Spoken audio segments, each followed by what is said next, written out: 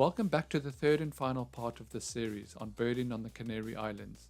The Canaries are made up of 7 main islands, just 100 kilometers off the coast of Morocco in northwest Africa.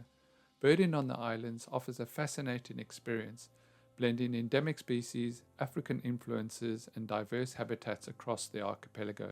Each island offers a unique bird watching opportunity, from the arid landscapes of the eastern islands to the lush laurel forests of the west.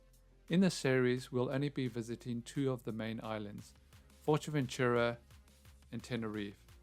In parts 1 and 2, we explored the desert island of Fuerteventura, visiting several spots along the coast and then up into the highlands of Canary, and then spent several days exploring the vast plains of Tenerife, seeing the most amazing wildlife there. So if you haven't already seen those, please do go take a look. In part 3, we fly to Tenerife to continue our birding adventures. Tenerife is the largest and most populous island in the Canary Islands, known for its dramatic volcanic landscapes, rich biodiversity, and vibrant culture. It gets around 7 million tourists a year, making it by far the most visited island in the archipelago. It's home to Mount Teide, Spain's highest peak, and has the highest elevation among all the islands in the Atlantic Ocean. It's also the 3rd largest volcano in the world when measured from its base. It dominates the island and offers breathtaking views. Teide National Park, located in the center of the island, is also a UNESCO World Heritage Site. Tenerife also has the largest number of endemic species as a whole in Europe. After arriving at the airport and sorting out our hire car, we headed straight into the mountains, even skipping on getting supplies, we were so eager to get going, and jumped on the TF-24, which heads straight to Mount Teide, climbing sharply out of the suburbs and into the pine forest surrounding the base of the volcano. We passed some turnoffs that looked like they had some good looking habitat for birds, and kept driving until we reached this little lay-by, and then... We've literally just left the airport and driven to our first waypoint, and the very first bird we see is one of the main events, the Tenerife blue chaffinch. Unbelievable. It just sat up here. I looked. We pulled up. I looked on top of the sign, and it was just sat there.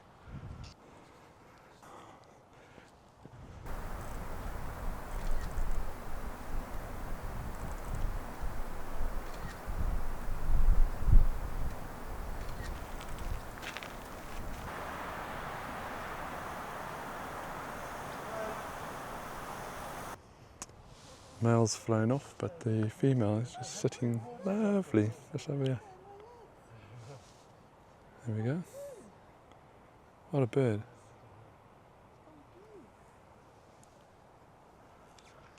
And it's literally the first bird we've seen. We've literally just arrived. We actually stopped for Kinglet and got the chaffinch instead. The male flew out of sight, but the female blue chaffinch sat beautifully for us. We worked out that anywhere where people stop and potentially eat in the forest while looking out at viewpoints presents an opportunity for food scraps to be left behind, and so we'll have a bunch of birds guarding these spots. From the lay-by, we decided the turnoffs we missed earlier were too good to be missed, so drove back down and pulled into a few of them. One in particular, the Las Lajas camping area, was very productive. We've just come to a little forest walk, which is actually further down from where we just found the blue chaffinch. And even before we got out the car, we had African blue tit and blue chaffinch again. So we've actually come to look for the kinglet and keep finding other stuff. It's an amazing place compared to Fuerteventura, which is a desert landscape. This is forested and green and lush, and also about 10 times as busy. So it's a bit of a shock coming from a sparsely populated island to a very busy one. But look at these trees, it's amazing. The sound is incredible.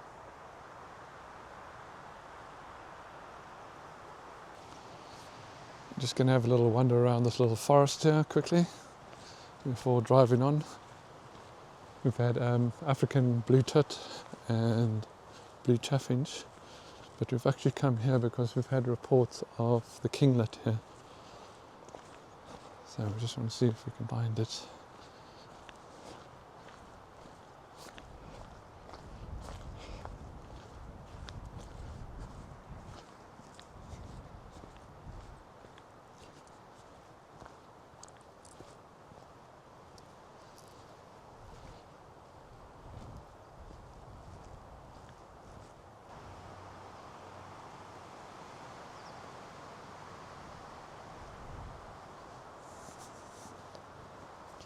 Okay, so we just come down to this little picnic area below the campsite, and there are birds everywhere. Blue chaffinch, the normal Tenerife chaffinch,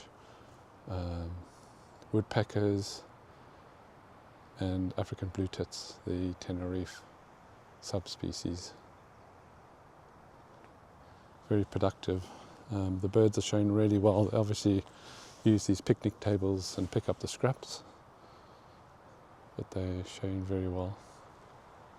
And this is literally our first stop en route into the mountains to our accommodation. The Canary Islands chaffinch, of which there were several around these tables, is an endemic to the Canaries made up of 4 subspecies. This common resident breeder are quite different to the birds on the mainland, and in particular the males can show subtle differences between islands. They prefer the more wooded islands in the west, but do periodically turn up on the eastern islands. All males have the same plumage coloration except for the back and belly. Here on Tenerife the males have slate blue backs and yellowish green rumps. We found them to be far less in numbers than the blue chaffinch here on Tenerife.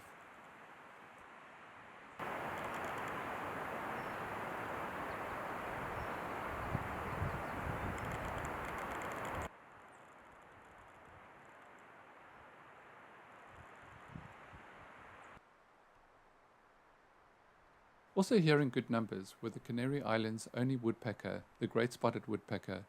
A very familiar bird to us European birders, but this, like so many other birds on the Canaries, is the Canary Islands subspecies, noted by its buffy underparts, found predominantly on Tenerife and Gran Canaria, in pine forests above 500 meters.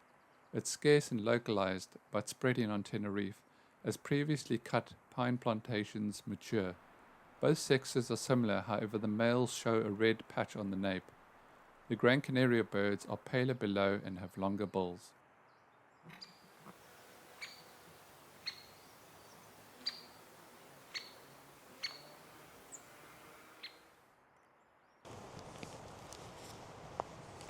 We found this picnic area just below the Las Lajas camping area, the best place on the island to experience these forest species in one spot.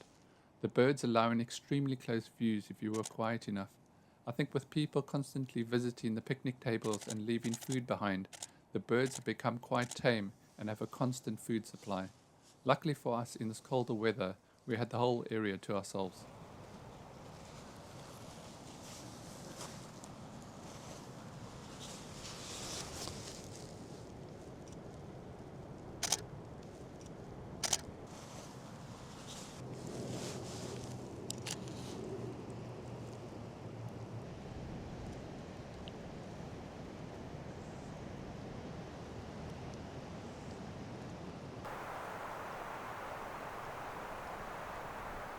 The blue chaffinches of the Canaries are arguably the 2 most wanted species by birders visiting the Canary Islands, made up of 2 separate species, the much more common Tenerife bird and the critically endangered Gran Canaria species.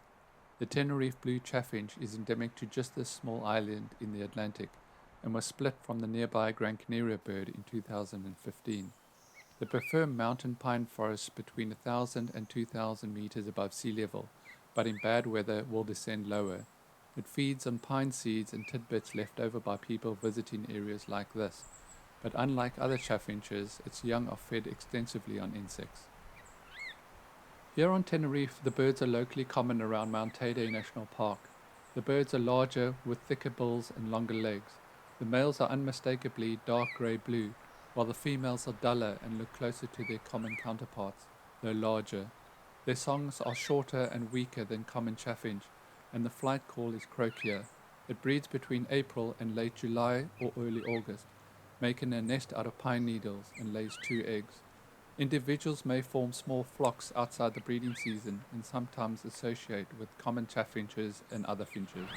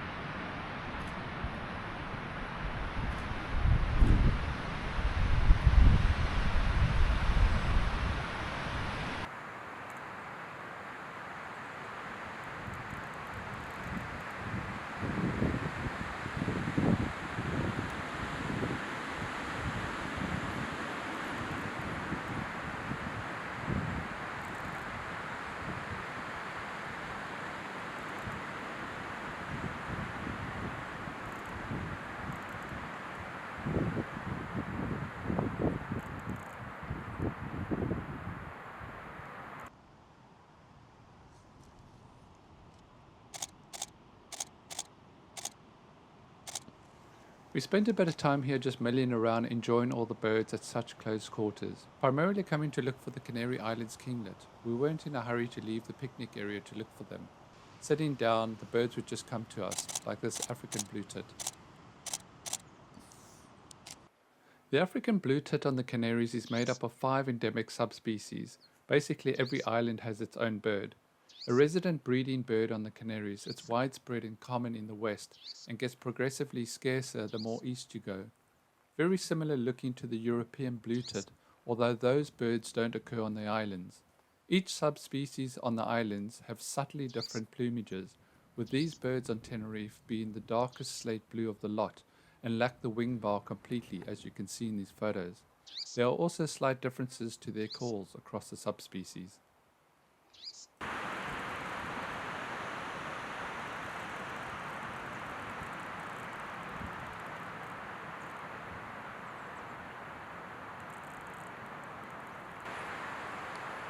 You can see how abundant the blue chaffinches were at this location, and they were completely unconcerned with us sitting close by photographing them. I guess where there's lots of food opportunities, you have a small explosion in the population.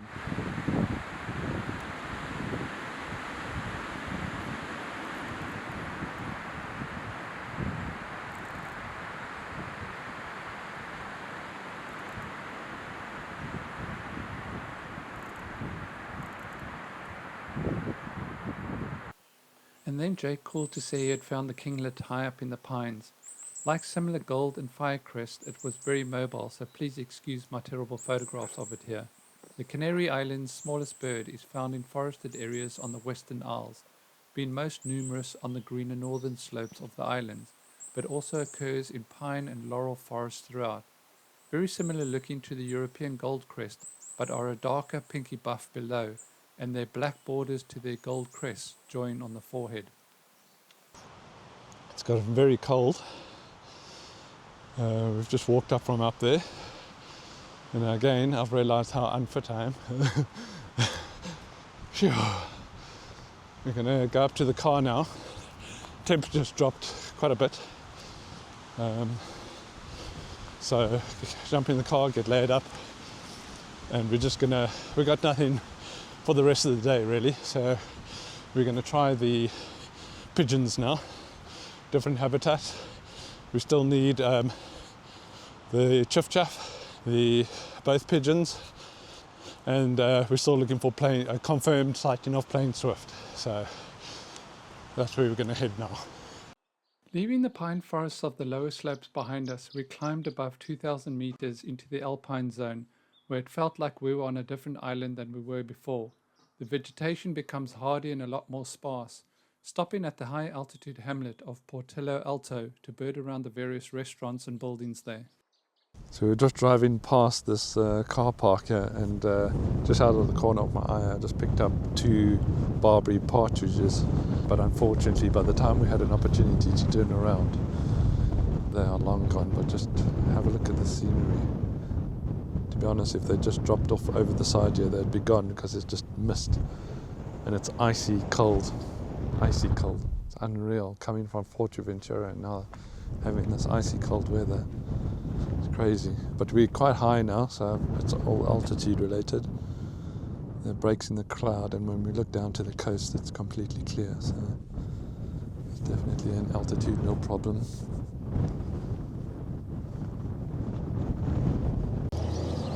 We've just come to this high altitude restaurant, and this pine tree is full of Atlantic canaries singing their hearts out.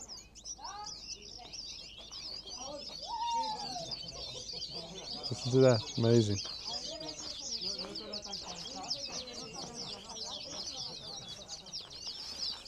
Looking here, I can see 1, 2, 3, 4, 5, 6, 7, 8, 9, 10, 11 canaries.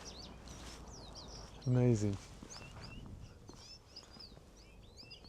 Incredible. Just take some stills quickly.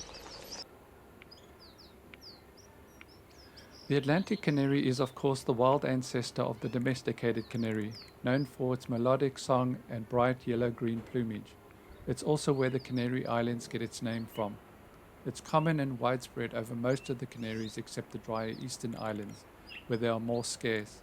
It's endemic to Micronesia, occurring on Madeira, Porto Santo and the Azores. Similar looking to the European Siren, it's larger and longer tailed, and like its domesticated cousin, has a beautiful song.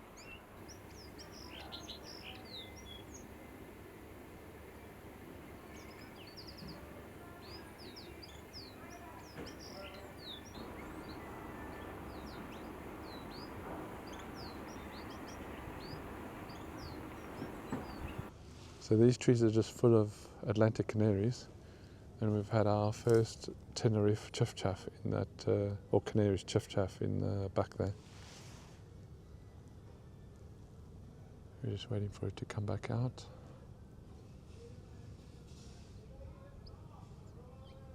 This is a nice little catch-all because the rest of the vegetation around is not so big. It's like all shrubby like that on the other side there, so this is full of birds.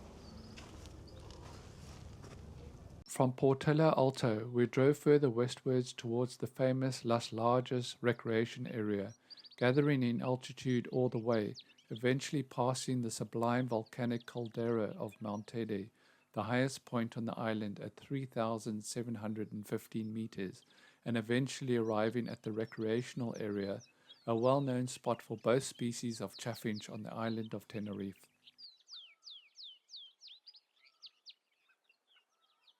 We couldn't help ourselves but stop and admire Mount Tede, sitting within the Las Canadas caldera. This vast volcanic depression forms the natural boundaries of the Tede National Park. This elliptical caldera measures 16 by 11 kilometers and was shaped by a combination of erosion and a vast gravitational collapse towards the north. Driving back out the caldera, you can clearly see where the alpine vegetation slowly gives way to Canary Island pine forest.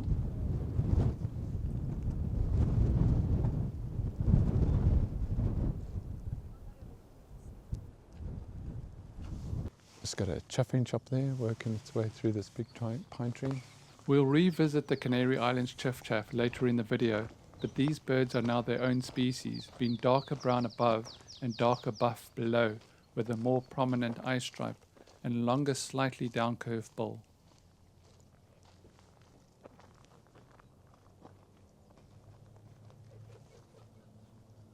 Raven through.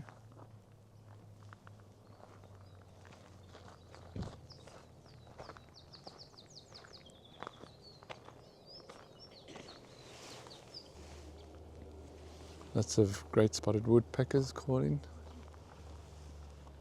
We got to the recreation area of Las Lajas late afternoon and found the birding there not as good as our first forest stop shortly after arriving on Tenerife, but it could have been just the time of day we arrived, but spent about an hour there looking around the picnic tables and tall pines.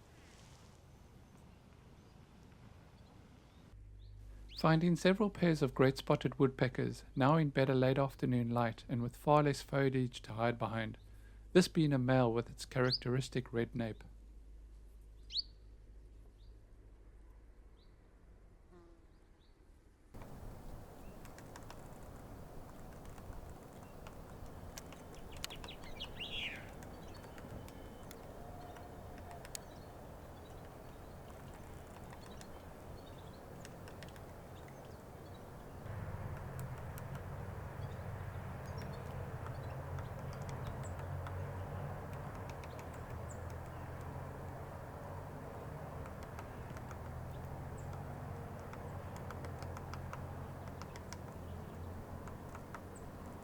The Las Lajas recreational area is a scenic spot on the southwestern slopes of Tenerife, sitting at an altitude of over 1,500 meters.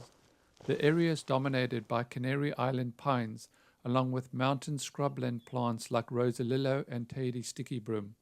There are toilet and camping facilities here, but the water is apparently not fit for drinking, so remember to bring your own. This is a little picnic spot on the way down from the volcano. That is supposed to be good for blue chaffinch and the subspecies of chaffinch found on Tenerife. But we are finding that the picnic spot much lower down, coming from the North Airport on the same road, has many more birds available for viewing. And much tamer. Still a beautiful spot to visit, but much less birds.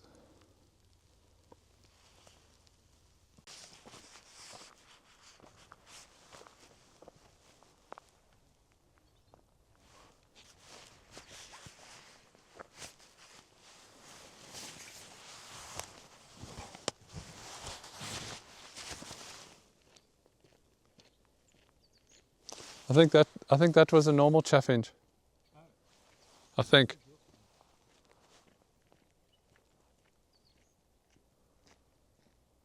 Well, normal Tenerife chaffinch.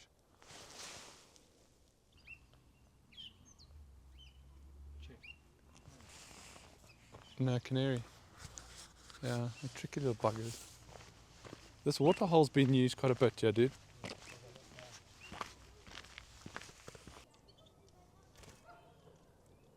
We noticed that loads of birds were flying to and from a small puddle of water caught in the stonework on the eastern side of the toilet block. And being late afternoon, lots of birds were using this to drink from, and some were even using it to wash off the dust of the day. So I thought I'd share a bit of the action with you and set up my DJI action cam on a tripod right by the water to record the activity. It was predominantly used by blue chaffinches squabbling over the water rights there, but all the birds in the area were flying in to grab a mouthful, including African blue tits, Canary Islands chaffinch, and great spotted woodpeckers.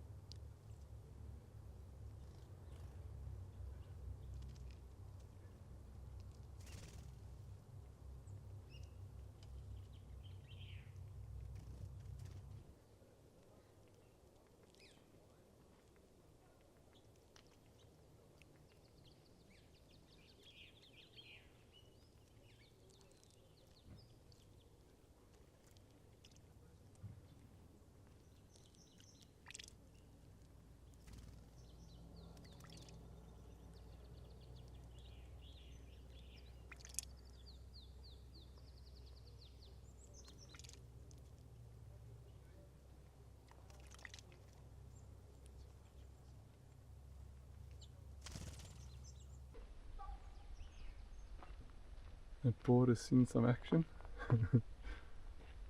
Half of it's all toasty.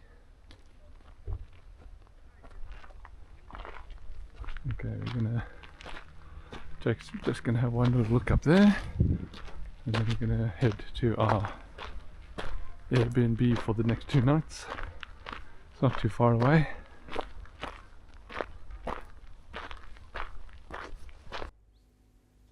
Getting most of our Tenerife targets on our first day meant that day 7 of our Canary Island birding adventure could be dedicated to mopping up the few birds we still needed to find, which were the 2 pigeon species and confirmed sightings of plain swifts.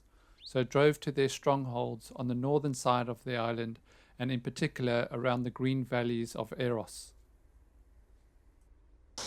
We've come up into the mountains near Tanner to look for the 2 pigeon species endemic to the Canaries. It's cold, wet and miserable. Jake doesn't have any wet weather gear, so he's loving it. But we're going to walk that track down the bottom there and just see what we can find. Hopefully we can put these 2 pigeons to bed.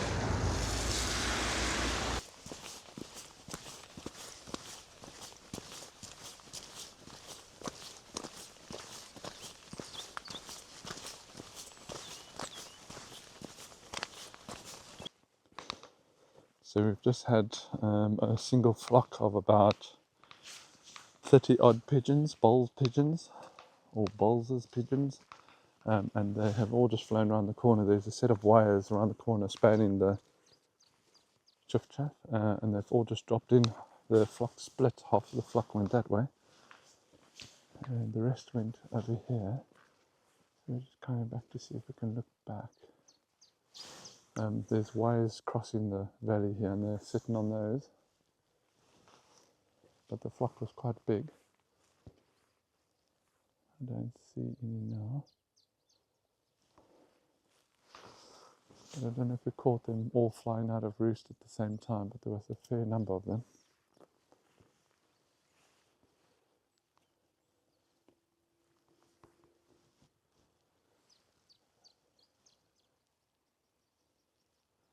So we've ticked them, or seen them, but not had good views of them just yet. Mostly all flight views. Jake had 2 sitting on the wires, which is quite nice, but I was a bit further up photographing a robin, so I missed out on the good views. But initially they were just sitting on these wires. Still wet and miserable.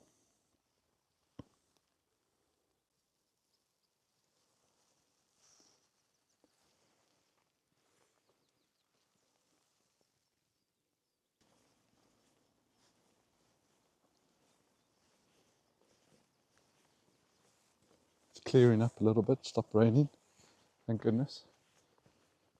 It was forecast to get a bit better. Oh, and he slipped on the mud there.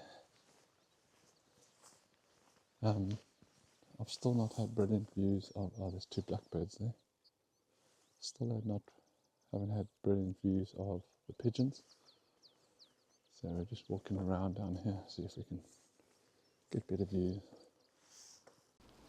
Lots of rabbits down there, chiffchaffs, blackbirds, Sardinian Warblers, Barbary, partridges, Bolle pigeons.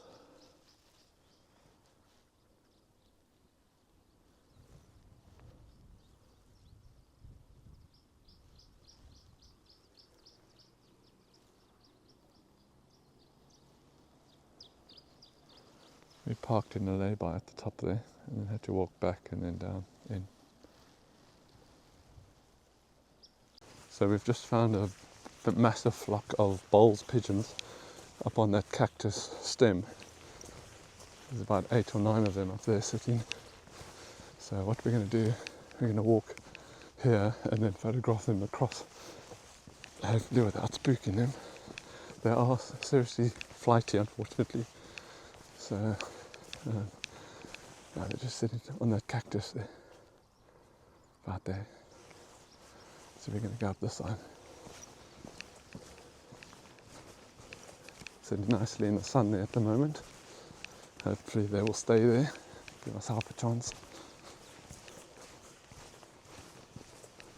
So we've just crept to the bottom of the hill, and all these cactuses, there's loads of pigeons just sitting on their spikes, spiky fruiting stems.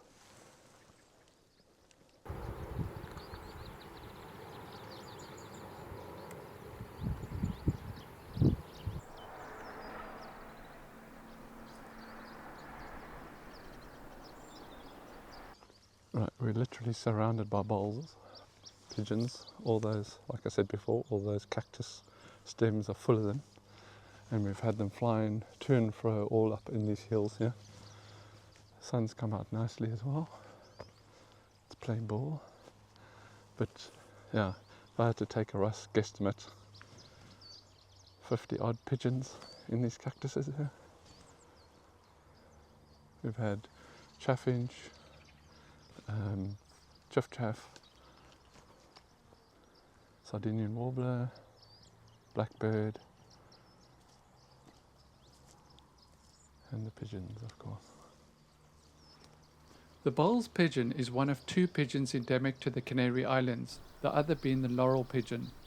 All three Micronesian Laurel Pigeons, including the Trocas pigeon of Madeira, are confined to the remaining native laurel forests and tree habitats, and here on the Canaries, that means the Western Isles. In good breeding seasons, the populations can expand outside of these areas, or if natural food becomes scarce. Great conservation work has brought this once scarce pigeon back from the brink, and are now plentiful in the right habitat at higher elevations. Bolle's pigeons are named after the German naturalist Carl Bolle, who was the first to distinguish it from the laurel pigeon. They are, however, very similar looking to the Trocas pigeon, but of course they only occur on Madeira, so the only other species you can confuse this with on Tenerife is the much more scarce laurel pigeon. The best way to tell the two species apart is by their tails. In Bolle's there is a pale grey bar through the middle of the tail, whereas in the laurel it has a broad white tip which is easily seen in flight. We found both species to be extremely flighty, which could be a result of them being extensively hunted in the past. Bolle's breeds from February to June, building more elaborate nests than most other pigeons, which are lined with mosses and lichen. 1 to 2 eggs are laid, and both sexes take turns sitting on the eggs, with incubating lasting around 18 days. They feed on the fruits of native trees along with sweet acorn, hazelnuts and other nuts and berries, and make altitudinal movements to take advantage of ripe cereals and fruits at lower elevations in summer. Okay, we're just going to slowly make our way back to the car, and before the car, in the bottom of the valley here, there's a nice little section, so we're just going to spend a bit of time covering that. Sardinian across.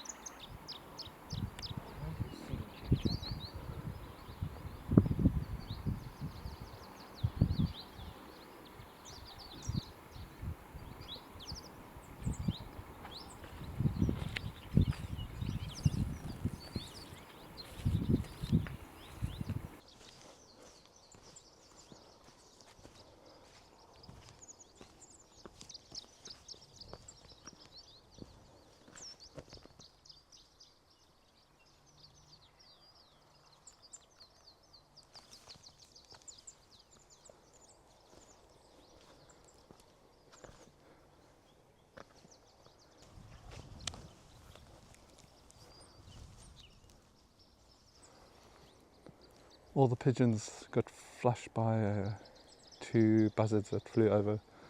Must have been about 60 or 70 birds coming in and out of those cactuses. Fairly impressive sight. And then the buzzards turned around and flew back for good measure.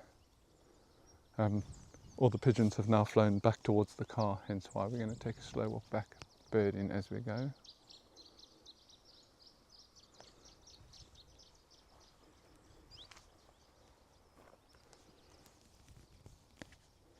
Still a few pigeons dotted up behind the camera here.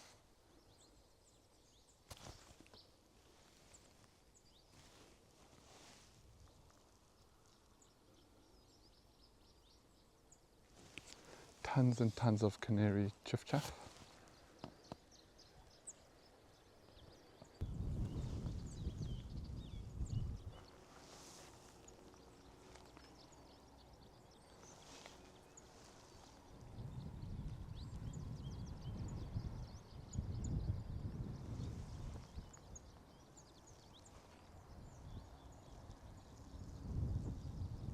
The Canary Islands chiff-chaff was made its own species a few years ago and is made up of two subspecies on the island, the western and eastern birds. However, the eastern bird of Lanzarote is now thought to be extinct. Very similar looking to the common chiff-chaff, but they have longer bills with a downward curve at the tip, a stronger supercoelum, and it's a darker bird overall, with darker brown upper parts. And because these birds are resident all year round and don't migrate, their wings are evolving to be shorter than common chiff-chaff. They breed from January to June, normally laying 2 to 5 eggs, and spends most of its time looking for its insect food.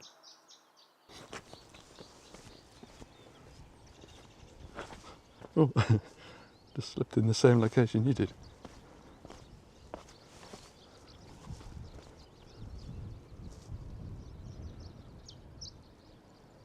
Cars parked on that top road up there. It's a lovely little spot to bird in besides the pigeons, of course. Lots happening here.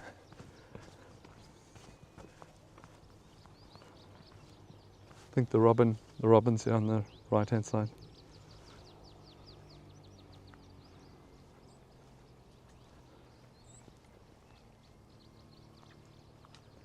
Blackbird. The robins on the Canary show differences between the islands, with the most noticeable being those from Gran Canaria and Tenerife. The Gran Canaria birds have slightly shorter wings, but otherwise look very similar. Robins on Algamira, El Hierro and Madeira are more similar to European birds and are thought to have arrived more recently on the islands, while those on the eastern islands are purely European birds.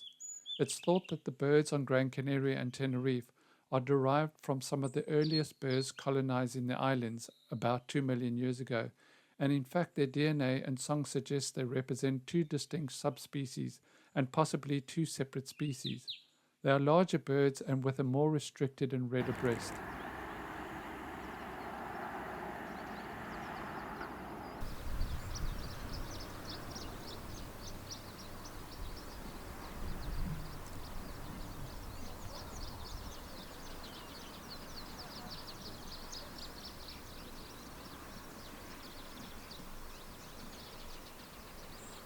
We've got some Bolle pigeons quite close to the path up there, which we're heading up to now slowly.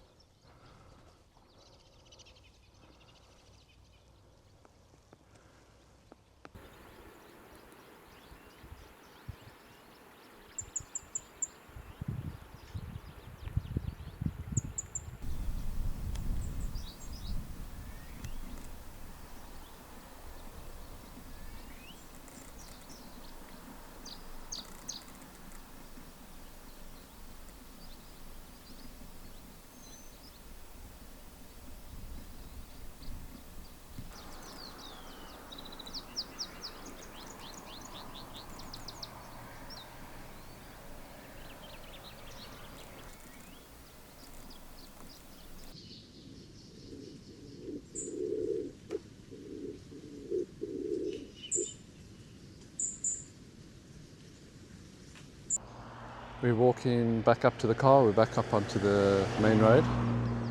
Our car is just parked down there. I've just had a look through the binos and there's two fields down here. And to the right of the one field there's a tree and that's full of Bolle pigeons.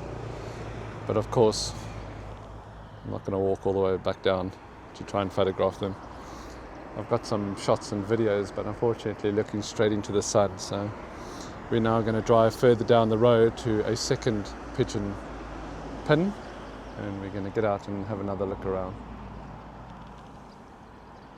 From just up the valley, we drove the short distance down to the little town of Eros, where we parked up and again explored the valley just to the west of the town, basically the same habitat as we were in before. So we've just come to the second pigeon location, which is a little bit further down the valley. Park the car up there, and we're just going to walk down here and then down onto the path and into the little valley again, which is, I presume, going to be very similar to what we had before, because it's literally just down the valley. So as we were walking out, I had a pair of swifts, and they looked very dark, and I would 60% say they were plain swift, 60-70%, but without a nice photograph just to confirm all the features, I'm a bit hesitant to call that just yet, but I'm sure we'll get them again.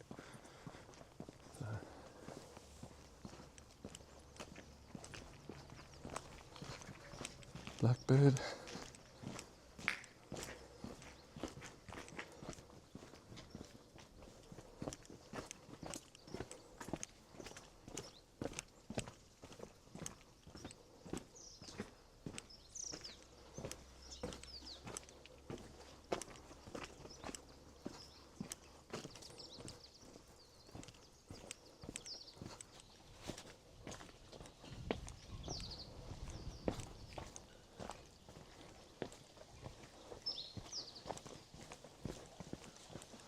Another blackbird.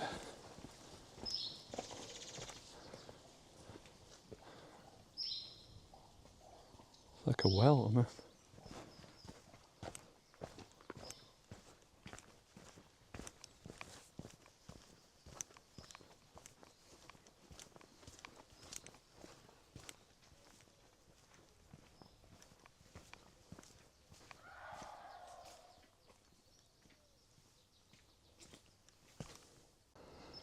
Of course, the path we need to take is straight up. We found that early in the morning all the pigeons were set up, and as it warmed up and dried up, they all scattered and are now feeding all over the valley, so a little bit harder to connect.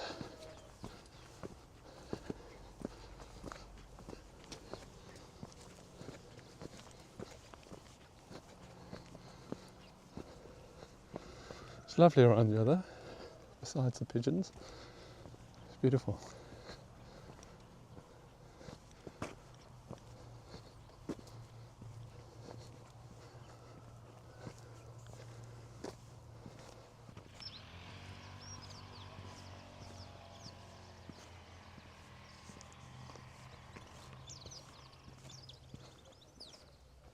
There's Atlantic canaries everywhere.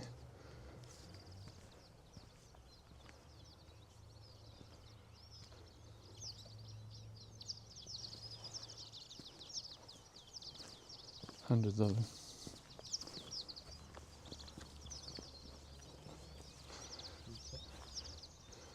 So we're just looking for the Laurel Pigeon now, which is the harder of the two, scarce of the two. We've got one more location to drive to, and then we'll scan from there. Canary here. And then of course just better views to confirm the plain swift. We literally just had the two over briefly.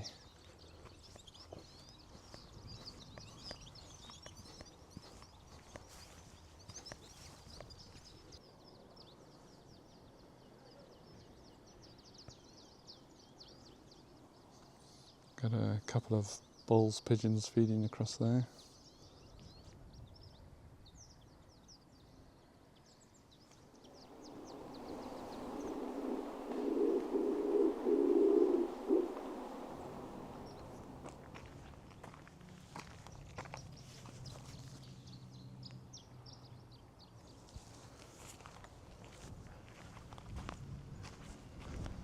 Couple of kestrels over. if I can get these bowls feeding here.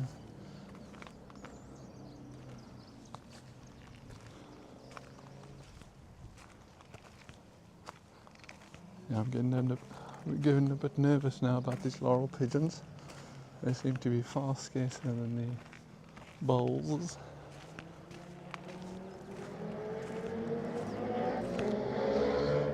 So we parked just behind those houses there and walked up here.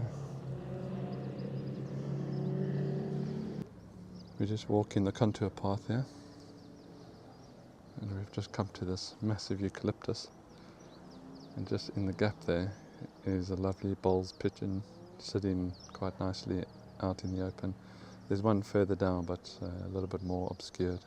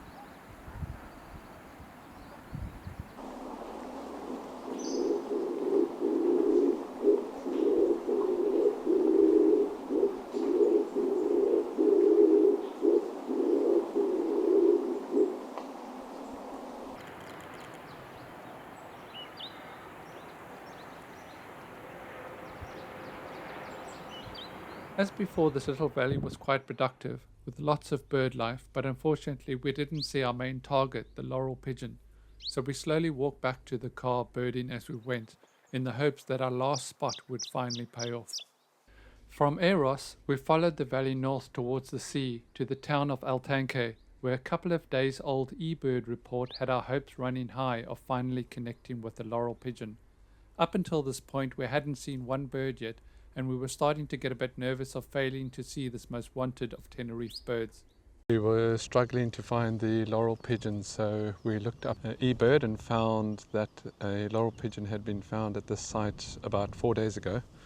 So we cruised to the end of the road, parked up, and as we got out we saw the Laurel pigeon immediately fly into this tall eucalyptus here, and then we all kind of fell out the car with our scopes good to go, got onto the bird, and then from that eucalyptus there it flew into these two here and bounced around the top, and then after a little bit of roosting up there it then flew up and around the corner. So it's fairly mobile, so hopefully it'll pop back down. We're just going to stick around here a little bit, but out of the two pigeons it's definitely the harder. This is just a single bird, whereas the Bolles were 60-70 birds in one location. So it's definitely, of the two, it's the rarer pigeon. So we're just going to hang out here now and see if we can re-find it. There is a road on the other side there, so we may go and have a look there because it's gone up that valley there. So we'll see if we can re-find it.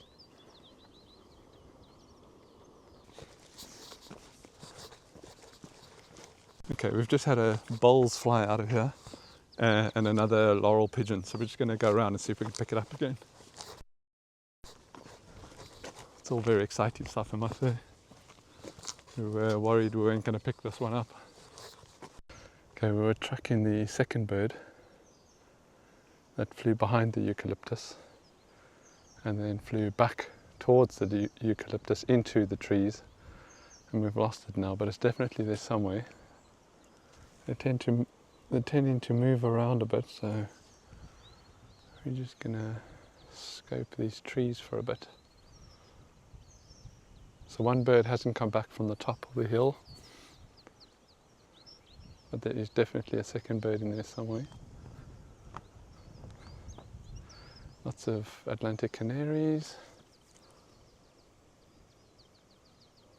Problem is it's quite low down inside, so it's disappeared on us.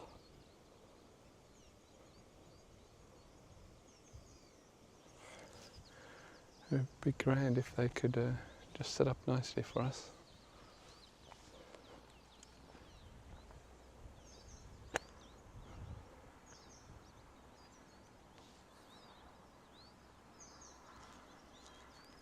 It was behind, right?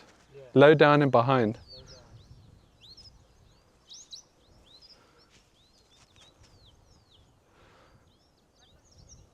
Also keeping eyes to the skies because we want to confirm our swifts still. We had a flock of swifts back at the second location, but still not confirmed by my out of focus photographs.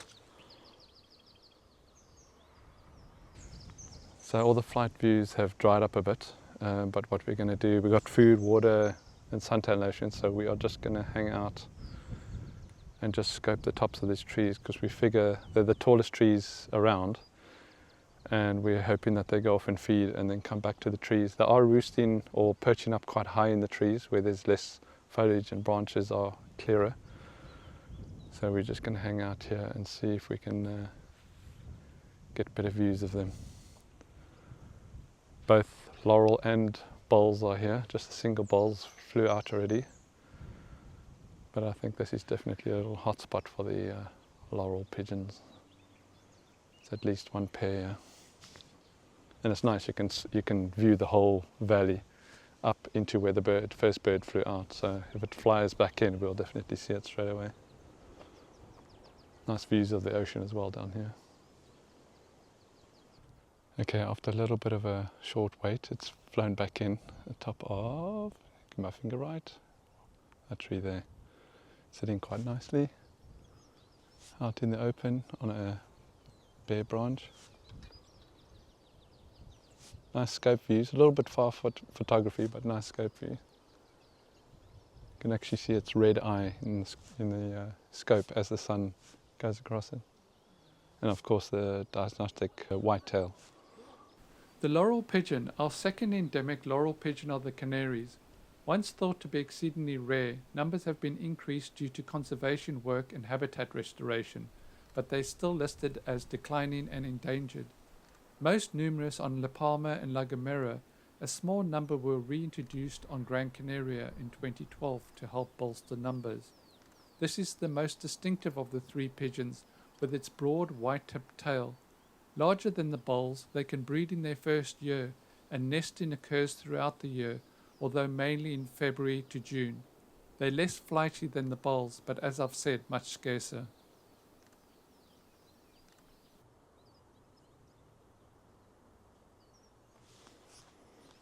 Bird's been set up for about 10 minutes, 15 minutes, just right at the top of this eucalyptus tree.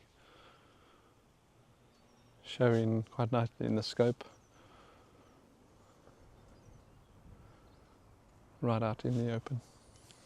Couldn't have asked for better, really.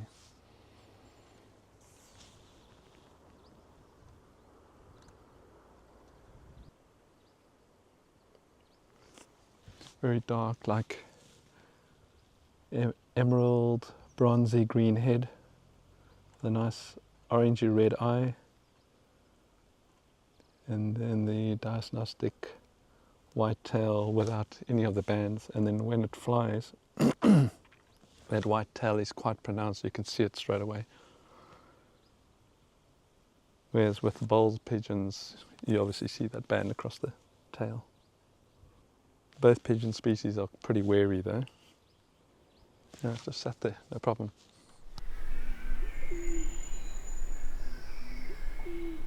This is where you want to come if you want to see a Laurel pigeon. Most amazing trees. Remind me of quiver trees back home. I'd love to have one of those in my garden.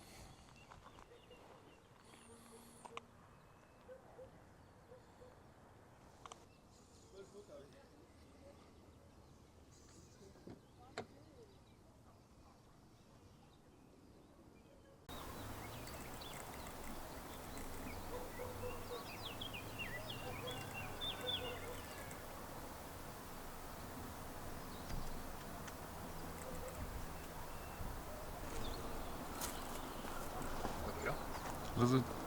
Lizard? Yeah, Atlantic. Atlantic lizard. Right in front of you.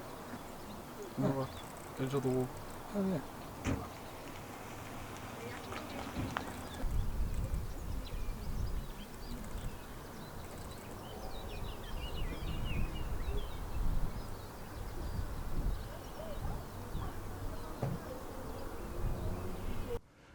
Okay, we've had our fill of Laurel Pigeons, so we are thinking about going back to the first location where there were all those Bolle's pigeons. It was quite pretty there, so we'll just finish the day there and then head back to the accommodation and have an early night for once.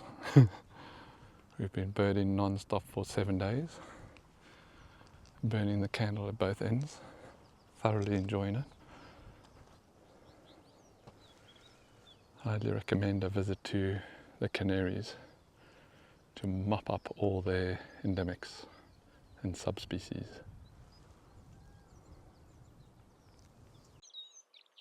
From Altanque, we turned around and headed back the way we came, spending the rest of the afternoon revisiting the first valley we stopped at in the morning. Upon arrival, we were greeted by a sizable flock of swift.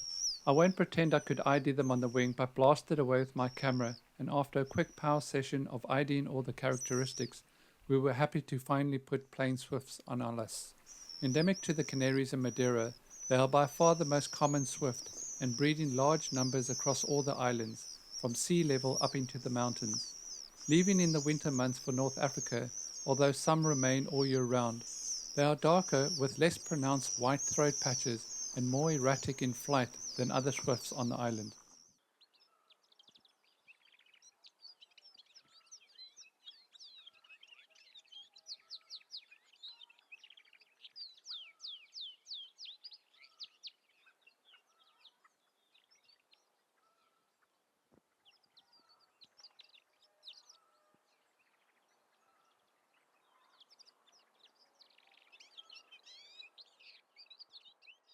So these are the two little fields down in the bottom of the valley where the Bolle's pigeons like to hang out, and they very much prefer this moss cover tree here. In the mornings there's a couple in there for sure.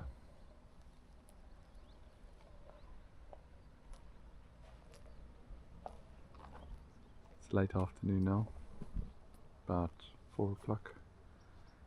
We're going to head back to the Airbnb, call it a day.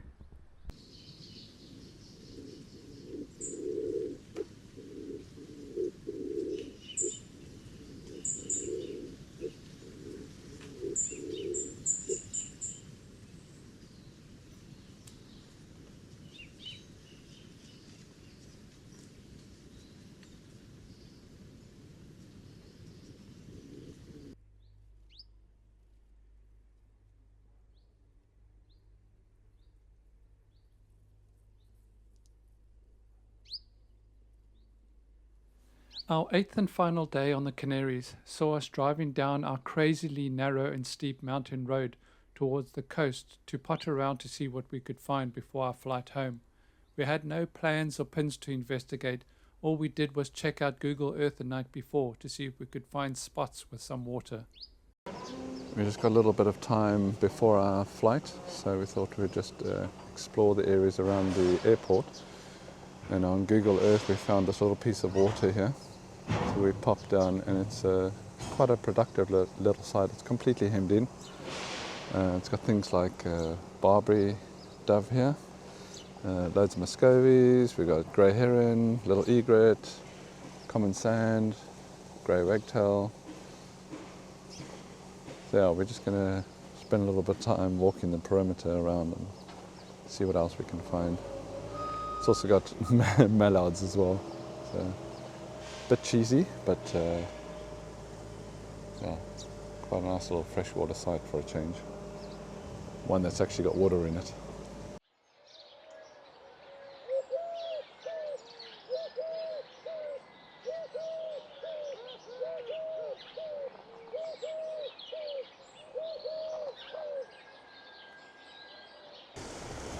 It's not the greatest of sights. It is fresh water and it's bringing in the birds. Yellow-legged gull over.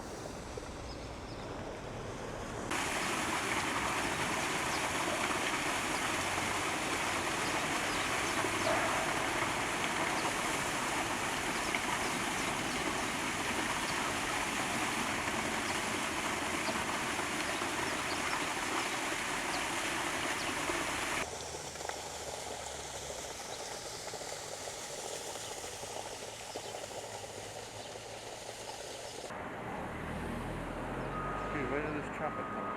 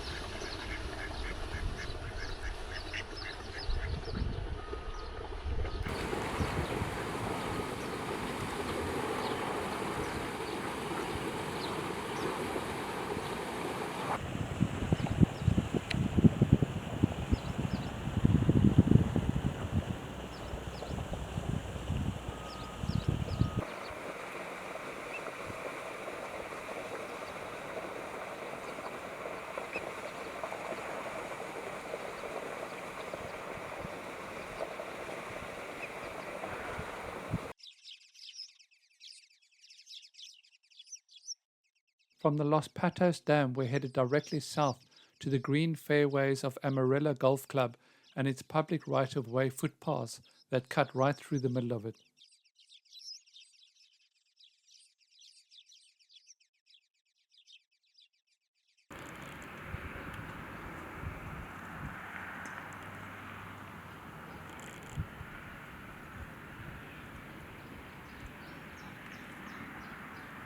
We've just come down to the golf course area just below that little dam that we were at earlier, a little pond thing.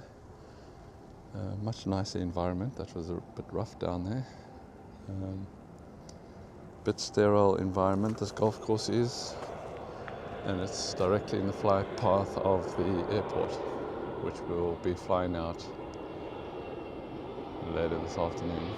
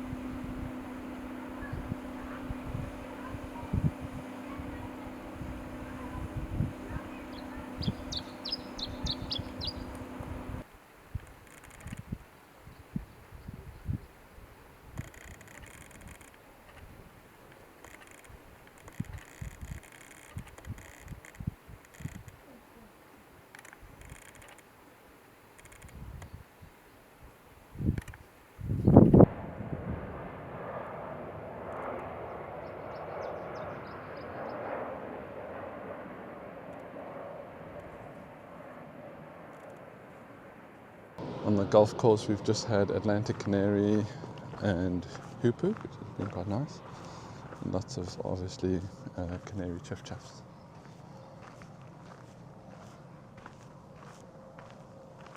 Of which I think Jake is taking a photograph of one right now.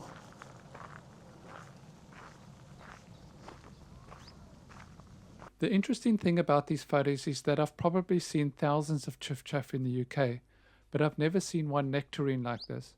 Our common chiff-chaff in the UK often arrive with nectar horns around their beaks because they nectar feed during migration and the nectar sticks to the feathers around the base of their bills. But once they arrive in the UK, they change their diet to insects. So I was fascinated to see this bird doing this, a first for me. Hoopoe is a common resident on the Canaries, occurring mostly on the drier eastern islands where the semi-desert conditions suited well and becoming scarcer the further west you go. Resident numbers are bolstered in spring by migrating birds. It loves the manicured green lawns of gardens, parks and in this case golf courses, but will readily appear in agricultural areas and open scrubland. It's an unmistakable bird and has the most amazing call. The grey wagtail on the Canaries have become their own subspecies called canariensis. The species as a whole has a truly massive range, stretching from the Azores eastwards across Europe and Asia, and even periodically turns up on the western Isles of Alaska. They breed from April to July, and the nest is placed near fast-running streams or rivers. In Europe, nests are often made in holes in man-made structures and have clutch sizes up to 5 eggs. The incubation period is about 2 weeks, with chicks fledging within a fortnight. They generally live for about 8 years in the wild.